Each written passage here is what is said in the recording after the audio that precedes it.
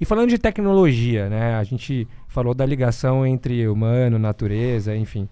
Como é que você vê a tecnologia, a relação entre tecnologia e natureza, cultura, etc?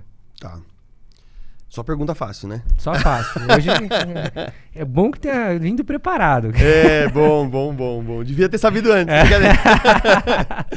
A grande questão é o seguinte, eu acho que assim, como a gente tá falando, né? Se o pensamento ocidental ele é formado pelo pensamento judaico-cristão, a gente precisa também lembrar de que há uma grande transformação no pensamento ocidental que acontece a partir do Renascimento, né? Então, eu vou chegar lá, tá? Eu vou chegar, tá? Mas o lance é o seguinte, o Ocidente passou por uma grande transformação a partir do Renascimento, que é o quê? Né? Houve uma crise ali no pensamento religioso, né? Então, assim, durante a Idade Média, o pensamento filosófico estava muito marcado por uma noção dogmática de mundo, né? Então, em que a igreja, né, dominava toda a produção de conhecimento filosófico, né, e científico, se a gente pode dizer assim. E o que vai acontecer? A partir do Renascimento, começa a se questionar se aquele pensamento dogmático estava levando a gente para um conhecimento verdadeiro do mundo. Então, porque aí os grandes pensadores do Renascimento vão começar a ter acesso às obras do Aristóteles, né, a partir dos árabes, começa a saber um pouco mais da cultura indiana, um pouquinho ali dos chineses. Ou seja, eles descobriram que o mundo era muito mais complexo do que as respostas que a igreja estava trazendo. Então, as respostas dogmáticas da igreja acabaram se tornando insuficientes para lidar com aquele mundo complexo que eles estavam vivendo.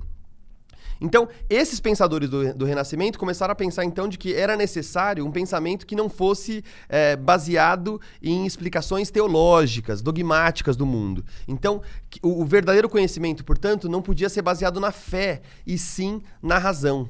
E o que significa isso, né? A razão, ela precisa ser observável, né? Demonstrável. Então, por isso que, por exemplo, é nesse momento que a matemática volta para o Ocidente, né? Durante toda a Idade Média, a matemática desapareceu do Ocidente, né? Ninguém estudava isso. Então, ou seja, volta-se o interesse por matemática, por geometria, né? Por ciências naturais, porque a ideia agora é observar o mundo, né? Não basta só acreditar em Deus, acreditar nas escrituras ou acreditar no que o padre diz, né? Mas consiste na ideia de que é importante que a gente comece a entender o mundo por ele mesmo, né? E é isso, por exemplo, que vai fazer com que o Copérnico, né, vá, por exemplo, se interessar pelo movimento das estrelas, né? Então, que é o que vai fazer, por exemplo, com que o Galileu Galilei fique interessado pelo movimento pendular, né? Que é um troço interessante. Não sei se você já viu isso, do estudo do pêndulo. É um negócio fantástico, né? É uma história incrível, que é aquilo, né? O Galileu Galilei estava lá meio preguiçoso numa missa, olha para o teto, vê um lustre se mexendo... Alguma coisa... Ele falou assim, peraí, o vento passa, o lustre mexe, o vento para de mexer e o lustre continua se mexendo, alguma coisa tem. E aí ele começa a estudar o pêndulo e é a partir do estudo do pêndulo que nasce o relógio, né? Então, assim, é a mudança talvez mais extraordinária da modernidade. Então, veja, não foi por uma crença em alguma coisa específica, não foi uma teologia, não foi o São Tomás de Aquino. Observação, né?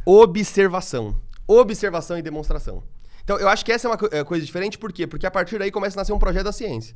Que é a ideia, então, de que a partir da observação da natureza, a natureza como objeto de conhecimento, os homens, o sujeito do conhecimento, passa, então, a interpretar esse mundo.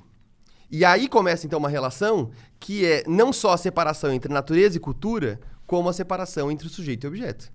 Os homens são o sujeito, né? São, então, o elemento dinâmico, são aqueles que tomam as decisões, que compreendem o mundo, que dominam o mundo, né? E a natureza é, então, objeto desse conhecimento. E aí, então, a gente vai chegar numa ideia de que o quê? A tecnologia é o meio pelo qual os seres humanos usam a natureza para melhorar as suas necessidades. Então, eles otimizam a natureza. Então, por exemplo, né, essa madeira aqui, essa mesa, ela era um tronco de madeira. Eu imagino, né? Era um tronco de madeira antes disso. Então, na natureza, ela era isso. O ser humano olhou para ela e falou, vou fazer uma madeira. Então, ele modifica a natureza para atender melhor as suas necessidades. esse é o projeto da ciência nesse primeiro momento, né? Então é olhar para a natureza como seu objeto e ele, sujeito da ação, vai lá e mexe, né? Como você gosta do Aristóteles, né? É a ideia de motor e potência, né? A madeira é a potência e o homem é o motor dessa transformação.